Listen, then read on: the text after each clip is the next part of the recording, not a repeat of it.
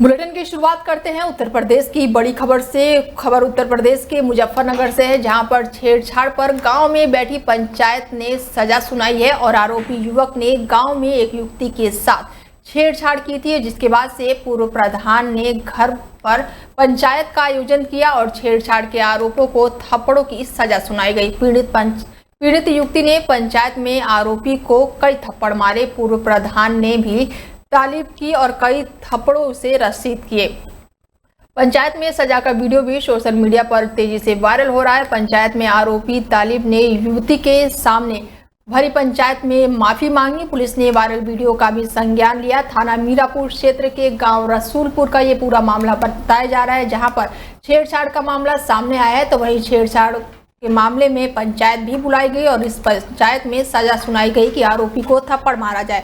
हालांकि पीड़ित ने भी थप्पड़ मारा, तो वहीं पूर्व ग्राम प्रधान ने भी आरोपी को थप्पड़ मारा है और इसका वीडियो भी सोशल मीडिया पर तेजी से वायरल हो रहा है। खबर यूपी के हमीरपुर से है, जहां पर अवैध असलों के दम पर ट्रक भगा ले जाने का आरोप लगाया गया है। पुलिस ने जांच शुरू की है, तो वहीं सीसीटीवी फुटेज भी खंगाले जा रहे हैं। यूपी के हमीरपुर से खबर है, जहां पर सीमेंट फैक्ट्री से अवैध असले के दम पर ट्रक भगा ले जाने का आरोप लगाया गया है। फैक्ट्री प्रबंधन ने बीती रात आधा दर्जन असलाधारियों द्वारा फैक्ट्री का गेट तोड़कर ट्रक ले जाने का गंभीर आरोप लगाया। ट्रक का रजिस्ट्रेशन और नंबर सही न मिलने पर फैक्ट्री कर्मियों को शक हुआ और टैक्स बचाने के कुछ कर्मियों पर आरोप थे, जिसके बाद से ये अंदेशा जताया गया। पुलिस ने जांच शुरू कर दी, तो वहीं सीसीटीवी फुटेज भी लगातार खंगाले जा रहे हैं। सुमेरपुर थाना क्षेत्र का सुपर सीमेंट फैक्ट्री का ये पूरा मामला बताया जा रहा है। यूपी के बुलंदशहर में छेड़छाड़ करने वाले मंचलों से पुलिस की मुठभेड़ हो गई है। इसके साथ ही युवती के साथ छेड़छाड़ और मारपीट का मामला सामने आया है। युवती से छेड़छाड़ करने वाले मंचलों से पुलिस की मुठभेड़ हुई। पुलिस के मुताबिक बीती शाम को स्कूल से आते समय एक युवती के साथ छेड़छाड़ और मारपीट की गई थी। थाना सिकंदराबाद कोतवाली पुलिस संतपुरा नहर पुलिस पर ये संदिग्ध वाहन चेकिंग कर रहे थे। पुलिस चेकिंग के दौरान आरोपी तालिब और पुत्र साकिर ने पुलिस टीम पर ही फायरिंग कर दी। जवाबी कार्रवाई में पैर में गोली लगने से आरोपी गंभीर रूप से घायल हो गया। हालांकि घायल होने के बाद से आरोपी को पुलिस ने गिरफ्तार कर लिया। पूछताछ में खुलासा हुआ है कि आरोपी वांछित चल रहा था कई मुकदमों में और थाना सिकंदराबाद कोतवाली क्षेत्र के संतपुरा नहर का ये पूरा मामला बताया जा रहा है।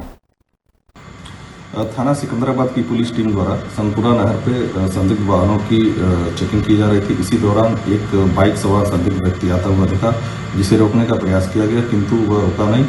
पुलिस टीम ने उसका पीछा किया। पीछा करने के दौरान बाइक सवार ने पुलिस टीम पर फायरिंग की, जिसके जवाब में पुलिस ने आत्मरक्षा में फायरिंग की, जिससे संदिग्ध व्यक्ति के पैर में गोली लग गई, जिसे तत्काल ही स्थानीय अस्पताल में भर्ती कराया गया। पूछताछ के दौरान संदिग्ध व्यक्ति का नाम तालिब पुत्र साकिर निवासी गद्दीवाड़ा कस्बा सिकंदराबाद थाना सिकंदराबाद के रूप में हुई है। पूछताछ के दौरान यह भी ज्ञात हुआ कि इस संबंध में थाना सिकंदराबाद में उक्त आरोपी के विरुद्ध छेड़खानी के संबंध में मुकदमा पंजीकृत किया गया है। इस संबंध में आगे की विधिक कार्रवाई की जा रही है। गिरफ्तार करने वाली पुलिस टीम में निरीक्षक अपराध सर्जेश कुमार थाना सिकंदराबाद एवं अन्य हेड कांस्टेबल और कांस्टेबल शामिल हैं। महोबा जनपद के श्रीनगर थाना क्षेत्र से खबर है, जहां पर बीती शाम को जमीन के पुराने बंटवारे को लेकर दो पारिवारिक पक्षों में विवाद इतना बढ़ गया कि मामला मारपीट और पथराव तक जा पहुंचा। दोनों पक्षों के बीच हुई इस झड़प में 7 महिलाओं सहित कुल 16 लोग गंभीर रूप से घायल हुए हैं। सूचना मिलते ही श्रीनगर पुलिस मौके पर पहुंची और घायलों को एम्बुलेंस के जरिए इलाज के लिए अस्पताल में भेजा गया। डॉक्टरों ने सभी घायलों को परीक्षण कर उन्हें वार्ड नंबर 4 में भर्ती कर दिया। आपको बता दें कि श्रीनगर निवासी 55 साल के जमुना प्रसाद और उनके चचेरे भतीजे रवि के बीच खेत की जमीन को लेकर लंबे समय से विवाद चला आ रहा है और दोनों पक्षों का दावा है कि जमीन पर उनका अधिकार है और इससे पहले भी इस विवाद में दोनों पक्षों के खिलाफ शांति भंग की कार्रवाई की जा चुकी है। और बताया गया है कि मंगलवार की शाम को फिर से जमीन को लेकर कहासुनी हुई और दोनों पक्षों की समझा बुझाकर वापस लिया गया और मामले को किसी तरह शांत करवाया गया, लेकिन फिर भी बात बिगड़ गई और विवाद ने हिंसक रूप ले लिया और देखते ही देखते लाठी डंडे और पत्थर चलने लगे। गांव में अफरा तफरी का माहौल बन गया और दोनों ही पक्षों ने एक दूसरे पर गंभीर आरोप लगाते हुए थाने में तहरीर दी। सर कई घायलों को लाया गया था पुलिस द्वारा, क्या मामला? धीरज के सारे मोबाइल फिजिकल असॉल्ट के केस आए हुए हैं। दो पार्टी का आपसी विवाद है, जिन पेशेंटों की हालत काफ़ी ज़्यादा क्रिटिकल है, दोनों पेशेंटों को पुलिस द्वारा लाया गया था। दोनों पेशेंट की डॉक्टरी कर दी है। पेशेंट को 4 नंबर वार्ड में शिफ्ट करवाया। क्या घटना हुई है? घटना ये हुई है कि हमारी ज़मीन थी, कम से कम 40 से 50 साल से हमारा बंटवारा हो रखा है। हमारे पापा का सब उसको जोत रहे थे। अब जाके लोगों ने झगड़ा रख के कब्जे करने लग गए हैं। पिस्टल लेके ये धमका रहे थे, कुल्हाड़ी लेके मारने के लिए आए हैं। कुल्हाड़ी भी इसका भाई एक पुलिस में है, सचिन, ये वो वहाँ से वो सपोर्ट कर रहा है। श्रीनगर थाने में कोई सुनवाई नहीं होती वहाँ पे।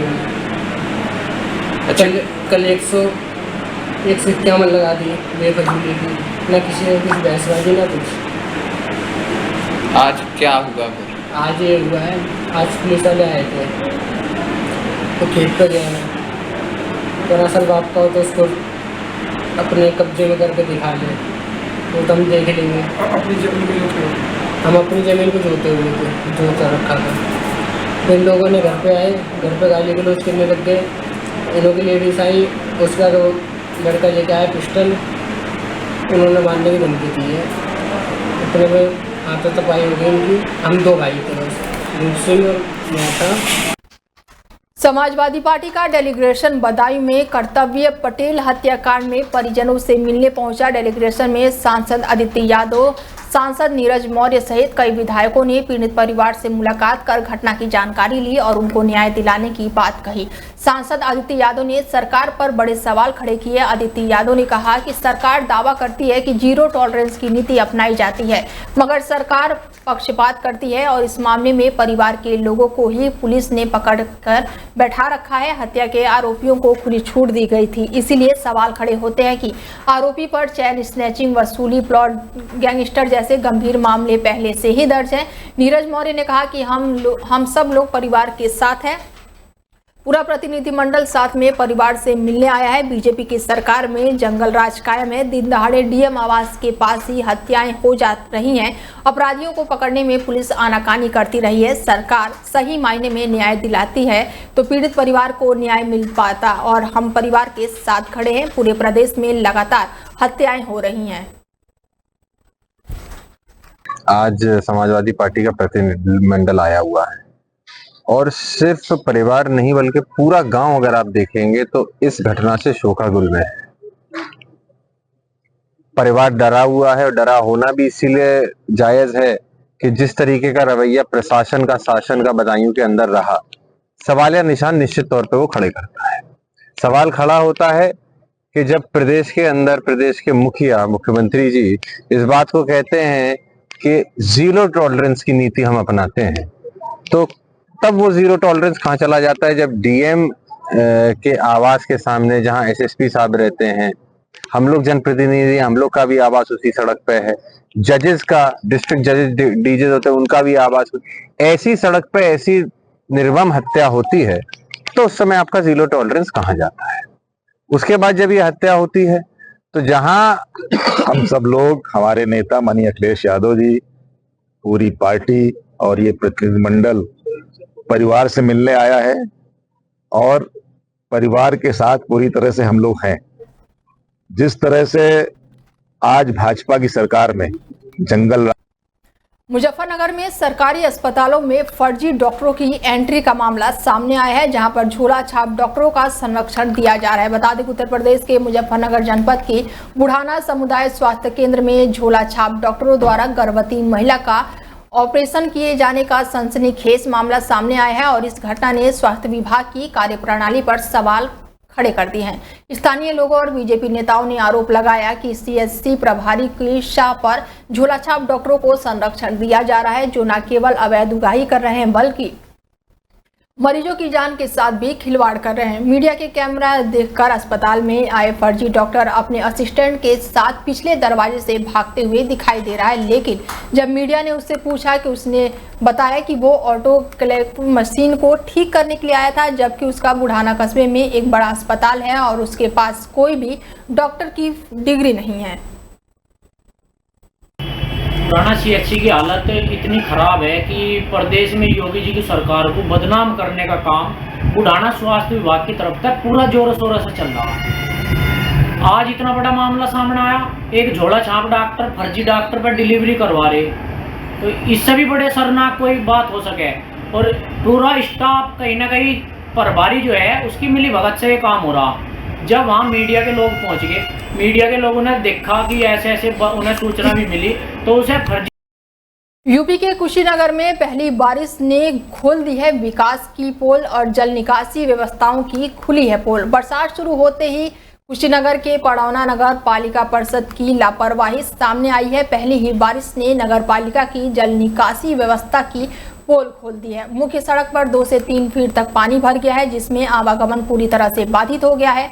नाराज नगर वासियों ने प्रदर्शन कर जमकर विरोध जताया और नगर पालिका परिषद के खिलाफ जमकर नारेबाजी की।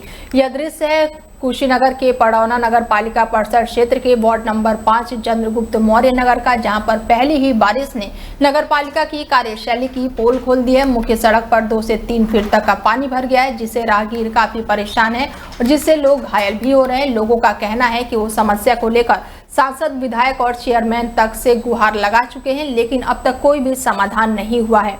नाराज नगरवासियों ने उग्र प्रदर्शन करते हुए पड़ौना नगर पालिका परिषद मुर्दाबाद के नारे लगाए और चेतावनी दी कि जल्दी समाधान नहीं हुआ तो आंदोलन और तेज होगा।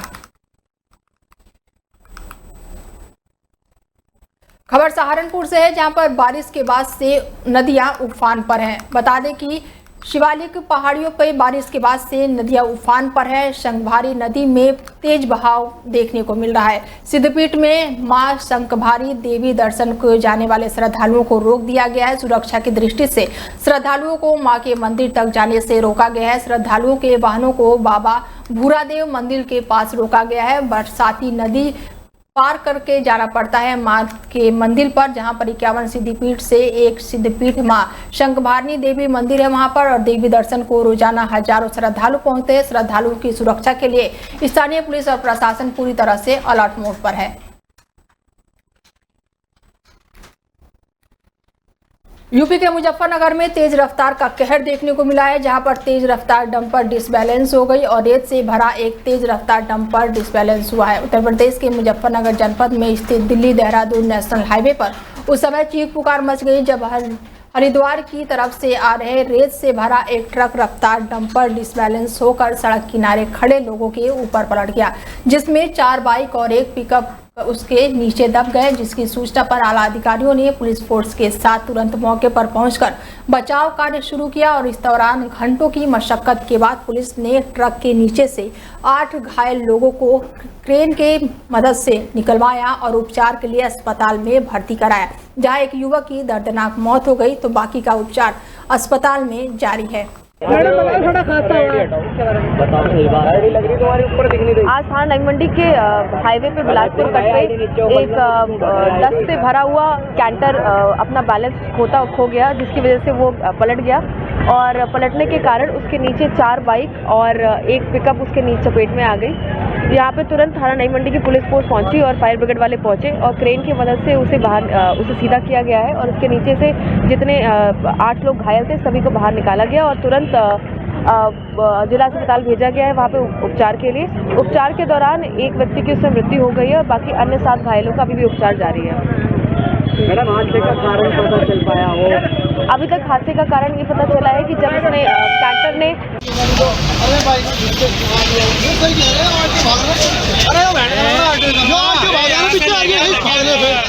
कैसा हुआ है ये पीछे बता रहे डंपर वाले के पीछे जितने हादसे हुए हैं आरटीओ की वजह से होते हैं, जो ओवरलोड गाड़ी के पीछे भागता है।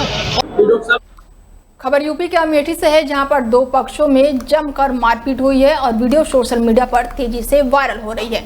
मामूली बात कर 2 पक्षों में मारपीट हुई है और मारपीट में का वीडियो भी सोशल मीडिया पर वायरल हो रहा है। मारपीट में घायल पीड़ित लोगों ने एसपी कार्यालय पहुंचकर शिकायत की और दोनों पक्षों में बकरी द्वारा एक पेड़ को खाने को लेकर ये विवाद हुआ है। विवाद के करीब आधा दर्जन लोग घायल हुए हैं और मारपीट का वीडियो भी सोशल मीडिया पर तेजी से वायरल हो रहा है। पीड़ित परिजनों की तरफ से तहरीर दी गई है और इस आधार पर गौरीगंज कोतवाली पुलिस ने घायलों को मेडिकल कॉलेज में इलाज के लिए भर्ती कराया है। गौरीगंज कोतवाली क्षेत्र के बाबूजी गांव का ये पूरा मामला बताया जा रहा है। क्या नाम है आपका? शिवा। कहाँ के रहने वाले हैं? बाबूजी पूर्वा। थाना गौरीगंज। गौरीगंज जिला में। क्या मामला है आज जो आप लोग एप्लीकेशन दे रहे हैं एसपी साहब, क्या मामला है पूरा? ये मामला है, मेरी माताजी बकरी चराने जाते थे, उसी में रास्ते में पेड़ लगाया है ये लोगों ने, और उसी में बकरी जाके पता नहीं चरी कि नहीं चरी पेड़, उसी में जाके ये लोग 2-3 बात किए नहीं तो गाली गलौज कर रहे थे। उसके बाद मारना शुरू कर दिया मेरी माताजी को, और घर में कोई था नहीं, हमारे चाचा और उनके 2 लड़के थे, हम लोग घर में थे नहीं, और तुरंत मारने लगे। 10-15 लोग थे, पूरे दोनों परिवार मिलके घर वाले दोनों। क्या नाम है उनका? उनका कल्लू, सुरेश, रमेश, दिनेश, अखिलेश, रतिपाल, संजय, संदीप। आपके घर कितने आदमी इसमें चोटिल हुए हैं? हमारे आदमी 6-7 आदमी चोट में हमारी तरफ। आपने इसकी सूचना थाने में दी? थाने में दी थी। एसपी साहब क्या बोले? एसपी साहब क्या बोले, अभी कुछ सूचना ही नहीं आई। क्या नाम है आपका? गीता। कहाँ की रहने वाली है? बाबूजी। थाना जिला में। क्या मामला है आज आप लोग एसपी साहब को एप्लीकेशन देने हैं, कैसे क्या मामला है? छगड़ी चराने जाए थे और वहाँ जैसे हमारी छगड़ी हटी वहाँ पर बातचीत 1-2 बातचीत हुई, उसके बाद सब कुछ हमको मारने लगा। कौन मारने लगा आपको? रतिपाल, कल्लू, सुरेश, दिनेश, रमेश। इसमें कौन कौन जख्मी हुआ है? खबर यूपी के बलिया से है, जहां पर नगर पालिका में नाला सफाई का मुद्दा गरमाया हुआ है। जनता और सभासदों द्वारा लगातार आरोप लगाया जा रहा है कि नाला सफाई नहीं हो रहा है, जबकि पेमेंट की तैयारी चल रही है। तो वहीं इस मामले को लेकर ठेकेदार ने बताया कि शहर के 15 बड़े नालों की सफाई करने के लिए उन्हें कार्य मिला है, जिसका कार्य अंतिम चरण में चल रहा है और अभी 2-3 नालों की सफाई करना बाकी है, जिसे 3 से 4 दिन में पूरा कर लिया जाएगा। हालांकि नाला सफाई का पेमेंट अभी तक नहीं हुआ है। छत्तीसगढ़ से आए इंद्रपाल ने बताया कि वो लोग बलिया नगर पालिका में नाला सफाई का काम कर रहे हैं। उन्होंने बताया कि काम काफी कठिन है, लेकिन वो अपनी जिम्मेदारी को समझते हैं और इसे पूरा करने के लिए कड़ी मेहनत कर रहे हैं। नाला सफाई का कार्य शहर की स्वच्छता और स्वास्थ्य के लिए काफी महत्वपूर्ण है। इससे शहर में जल भराव की समस्या कम होती है और मच्छरों के प्रकोपों को भी नियंत्रित किया जा सकता है। ठेकेदार ने आश्वासन दिया है कि वो नाला सफाई का कार्य समय पर पूरा करेंगे और शहर को स्वच्छ और सुंदर बनाने में अपना योगदान देंगे। जी, नाम और परिचय बता दो। हमारा नाम रोशन सिंह है, हम ग्राम सभा रेपुरा के रहने वाले हैं। हम हमारे गांव में बहुत रोड के लेकर बहुत स्थिति जर्जर है, जो कि आप देख सकते हैं। नीरूपुर से उतर के जो रेपुरा ग्राम सभा में आ रहा है मुख्य रास्ता, वो रास्ता बहुत ख़राब हो चुका है। और आज से जब विधायिका मंजू सिंह थी उसी समय काम हुआ था उस पर, उसके बाद कोई उस पर काम नहीं हुआ है। और आए दिन लोग उस पर, जब से बारिश शुरू हुआ है, पर डे लोग उस पर गिर रहे हैं।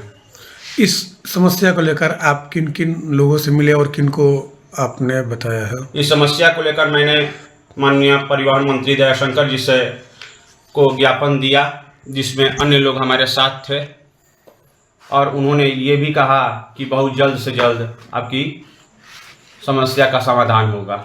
इसके अलावा बात करें तो और किस तरीके की समस्या है, क्योंकि बरसात का समय भी है, नालियाँ और खड़ंजे के